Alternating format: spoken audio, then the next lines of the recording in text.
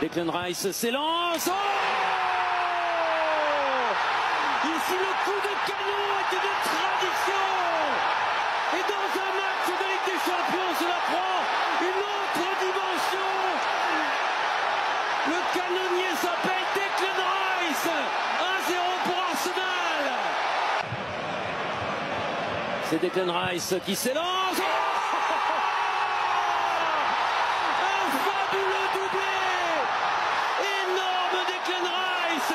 Réussir ce coup franc 2 fois en 10 minutes, cela s'appelle la légende.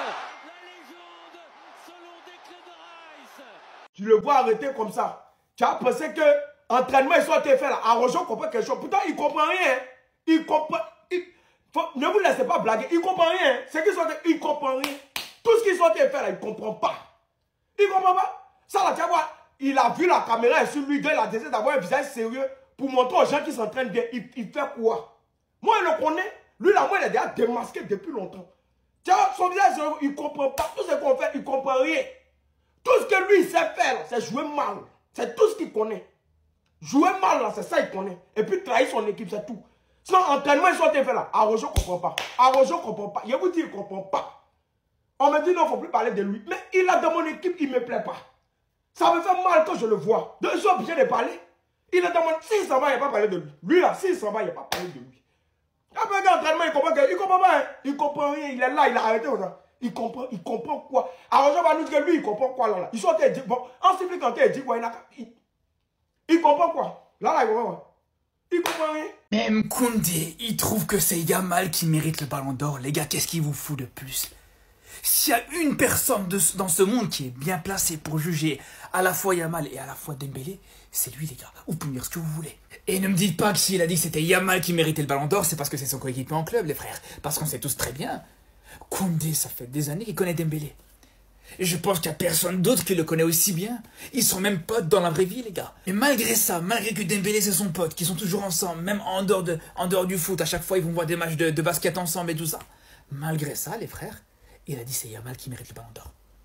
Tu trouveras pas plus objectif, un avis plus neutre que Koundé, tu trouveras pas, c'est pas possible. Parce qu'au contraire, s'il avait dit justement que c'était Dembélé qui méritait le ballon d'or, franchement, ça m'aurait pas surpris, ça aurait été normal, parce qu'on sait très bien, en dehors du foot, les gars, celui avec qui il s'entend le mieux, c'est pas Yamal, c'est Dembélé, les gars. Il connaît Dembélé depuis plus longtemps, ils font plus de choses ensemble en dehors du terrain. J'ai même envie de vous dire, les frères, s'il avait dit que c'était Dembélé qui méritait le ballon d'or, ça aurait choqué personne, ça aurait été normal, il défendrait juste son pote.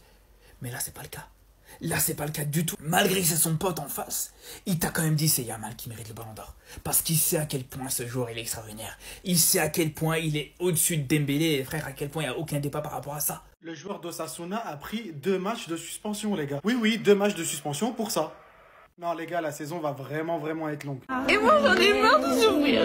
J'en ai marre. Dites-vous, le CTA a considéré que c'était moins grave que l'action de Morici sur Johan Garcia. Moins grave aussi que cette action d'Mbappé. Les images sont... Oh, comme c'est bizarre. Oh, alors. Comme à chaque fois, il publie le rapport de l'arbitre dans lequel il explique pourquoi il a mis le carton rouge et il explique tout simplement que le gars a commis une agression sur le joueur du Real Madrid sans avoir la possibilité de disputer le ballon. Ok, d'accord, ok, ça marche. Mais du coup, c'est quoi ça?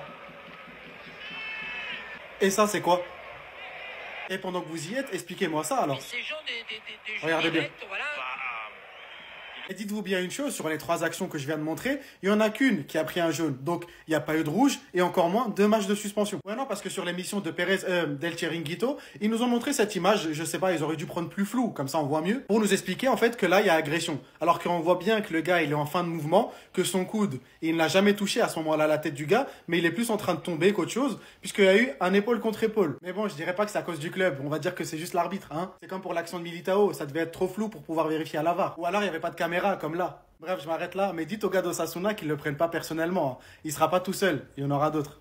Ce qui se passe actuellement avec le Camp Nou, les gars, c'est clownesque. On comprend rien, mais d'après plusieurs sources catalanes, l'UEFA aurait accepté que le Barça joue son premier match de Ligue des Champions à l'extérieur. Il y a eu une inspection de 4 heures, une inondation au Camp Nou, bref, plein de choses. Attendez, bougez pas, je vous explique. Alors déjà, pour commencer, mais ne criez pas victoire trop vite, car ça se trouve que ce sont que des rumeurs, mais bref. L'UEFA a autorisé Barcelone à disputer son premier match de Ligue des Champions à l'extérieur. Le club a ainsi gagné du temps pour décider où il jouera à domicile, soit au Camp Nou, soit au Montjuic. Les responsables de l'UEFA étaient en intervention Spotify Camp Nou, une inspection de 4 heures pour inspecter l'état du stade, prendre des notes et des photos.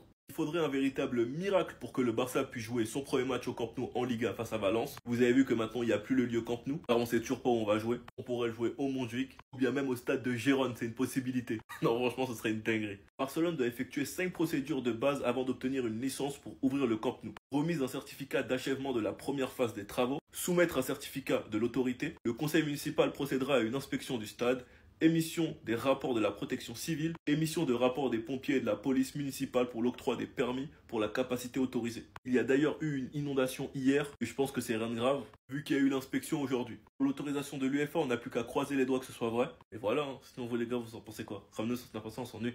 Alors là, mon ami, tu te débrouilles. Jules Koundé vient de commettre une grosse erreur. Il vient de se mettre à dos toute la France entière pour Lamine Yamal. Je tiens déjà à vous informer que l'Olympique de Marseille rentre dans la course pour Marc Casado. D'après le Mediasport, il le voit comme un possible successeur d'Adrien Rabiot. Parce que oui, pour ceux qui n'ont pas suivi l'actualité, Adrien Rabiot et Marseille, ça va pas du tout. D'après les infos, le gars en serait même venu aux mains. Et suite à ça que Marseille a décidé de se débarrasser de lui. Donc pour le succéder, leur cible c'est Marc Casado. Marseille serait même prêt à débourser 30 millions d'euros pour l'attirer. Et Barcelonais, dites-moi en commentaire si pour cette somme-là, vous le laissez partir. Toujours avec le FC Barcelone, les amis, d'après le Mediasport, Dani Olmo devrait commencer la rencontre face à Levante et on nous confirme que la concurrence entre lui et Firmino Lopez va continuer cette saison. Avant de parler de Jules Koundé, les amis, Oriol Romeu va résilier son contrat avec le FC Barcelone, ce qui permettra d'ailleurs au FC Barcelone d'inscrire Gérard Martin. Ça, c'est un joueur qui pense au club. Il fait toujours passer les intérêts du club avant les siens. On termine avec Jules Koundé, les amis, qui a prolongé jusqu'en 2030 avec le FC Barcelone. Et juste après sa signature, le gars, il a pris le micro pour tout gâter. Et les journalistes ont tout simplement demandé entre Lamine Yamal et Ousmane Dembélé qui mérite le plus. Et sachant que les deux sont ses coéquipiers, le gars, il était dans la merde. Il dit aux journalistes, tu me mets dans une situation compliqué car il y a aussi Ousmane. Mais je vais dire que si Lamine Yamal gagne, c'est mérité. Je rappelle que le gars il vient tout juste de prolonger, c'est juste après sa prolongation. Bien évidemment qu'après ça, les gens lui sont tombés dessus. Regardez les commentaires. Il y en a un qui dit je demande le bannissement de ce traître. Il y en a un qui dit comment tu peux dire ça alors que ton compatriote est dans la course. Mais bon, c'est un Barcelonais. Bref, dans les commentaires, ils sont en train de l'allumer. À votre avis, est-ce qu'il a mal fait de dire Lamine Yamal? Dites-moi ça en commentaire.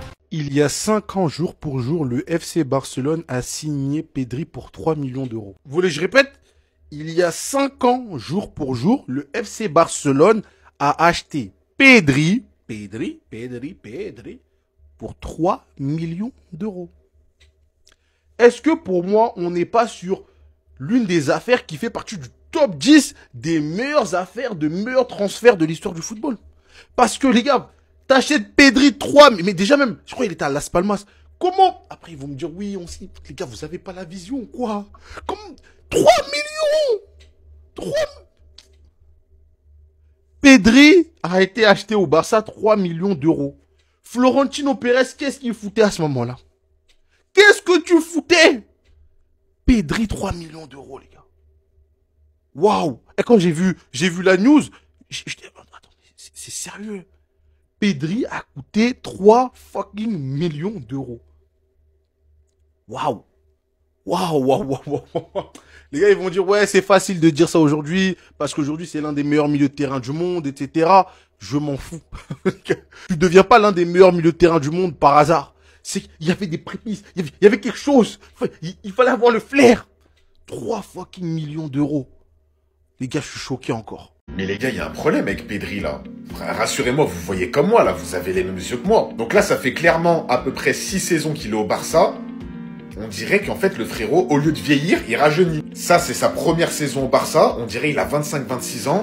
Ça, c'est la saison actuelle. On dirait il a 18 ans, 19 ans. Tu regardes les photos une par une, t'as l'impression que ça descend.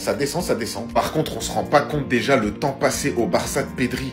Tellement à cette époque-là, on était nuls. On était des merguez, mon frère. On s'en rendait même pas compte, en fait, qu'on avait un crack. Et vous imaginez, ça fait déjà 6 saisons qu'il est au Barça. 6 ans, les gars. Franchement, moi, dans ma tête, il est là depuis 2 ans, 3 ans, Pedri. Et malgré ça, il y a un truc que je regretterai toujours, les gars. C'est derrière moi. Il a joué qu'une saison avec Messi. On a passé qu'une saison avec Pedri et Messi dans la même équipe. Ça aurait été tellement un cauchemar pour les équipes adverses. Pendant 1 an, ils se comprenaient déjà. Tu voyais des 1-2 du futur. Messi ensuite a été transféré au PSG. Bon, maintenant, Pedri, c'est quand même de la classe, hein. C'est quand même incroyable avec Yamal, avec Rafinha, tout ça. Et imaginez seulement Messi, il aurait joué juste devant lui en 10. Enfin, Messi, en fait, il joue partout. Pedri, il aurait été juste derrière lui, mais les 1-2 qu'on aurait eu, les gars. Le football, en fait, mais tout le monde aurait regardé les matchs du Barça encore pire qu'aujourd'hui. Bref, pour moi, dans mon cœur, c'est même pas parce que je suis barcelonais, mais pour moi, c'est le meilleur milieu de terrain du monde. Pedri, c'est trop. Demande à n'importe quel entraîneur, tu prends quel milieu aujourd'hui? Il y en a peut-être qui vont dire Vitinha ou quoi. Pedri, c'est trop. C'est trop. Merci. Redescends là. Merci.